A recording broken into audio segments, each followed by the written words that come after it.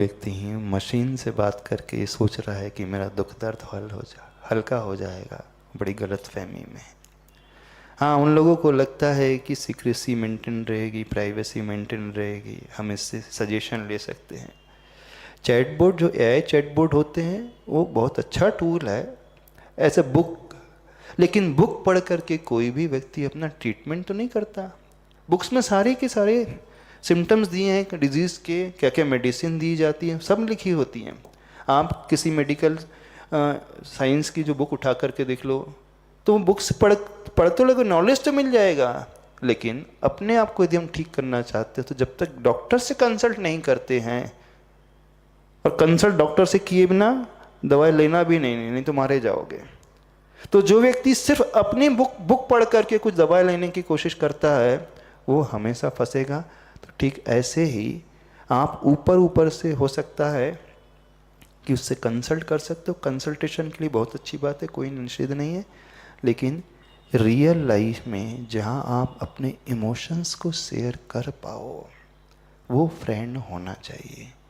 दूसरे के इमोशंस को आप समझ पाओ, क्योंकि एआई चैटबॉट जो होता है वो नॉन लिविंग, उसके भीतर चेतना नहीं है, आपके भीतर कॉन्शियसनेस है। और ह्यूमन भी एक इमोशनल प्राणी है, वो कोई रोबोटिक मशीन नहीं है। तो हमारा दुख हल्का होता है जब हम उससे शेयर करते हैं, हमारे भीतर करुणा का भाव जागृत होता है जब हम उसके समझते हैं, और जब उसे समझते हैं तो वो धर्म का भाव जागृत होता है, वो इमोशंस सही मायने में समझ में आते हैं। तो अपनी रियल लाइफ में रियल फ्रेंड के पीछे भागो, न कि रील फ्रेंड रियल लाइफ के चक्कर में रहो। इस प्रकार का जीवन तो नहीं होना चाहिए। As a suggestion, primary help वो बहुत अच्छा टूल है, उसके लिए निषेध नहीं किया जा रहा है, लेकिन डिपेंडेंसी मशीन पे ना रहे। आज इतनी सारी मशीन होने के पश्चात भी, एआई टूल होने के पश्चात भी डिप्रेशन के केसेस क्यों बढ़ते चले जा रहे हैं, स्ट्रेस लेवल क्यों बढ़ता चला जा रहा है, जबकि व्यक्ति के पास सारी फैसिलिटीज़ है। जितनी फैसिलिटी आज के ज़माने में है उतनी तो पहले कभी नहीं थी। लेकिन जितनी मशीन आगे बढ़ी है, व्यक्ति उतना ही लोनलीनेस ज़्यादा फील कर रहा है, वो अकेला ही हो गया। अब उसकी सोशल लाइफ कुछ बची ही नहीं, सोसाइटी में कुछ है ही नहीं, किसी से बात ही नहीं करता, किसी से मिलता भी नहीं है। बात करेगा तो मोबाइल से, एआई चैटबॉट से बात करेगा, लेकिन उससे हमारा दर्द हल्का नहीं हो सकता है। क्या उससे शादी कर सकते हो? उसको प्रपोज कर सकते हो? बताओ, नहीं कर सकते ना? नहीं।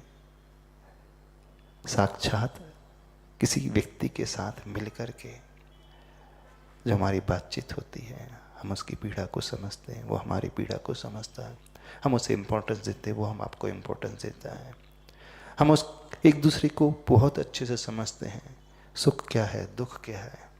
बस यहीं से एक अच्छा जीवन व्यक्ति के लिए बनता है, क्योंकि ह्यूमन में, मनुष्य एक सामाजिक प्राणी है। वो जब तक समाज में, ग्रुप में लोगों के साथ मिलकर के नहीं रहेगा, तब तक वो मेंटल रूप से फिटनेस उसकी आ नहीं सकती, मेंटल वेलनेस उसकी हो नहीं सकती। बस इसी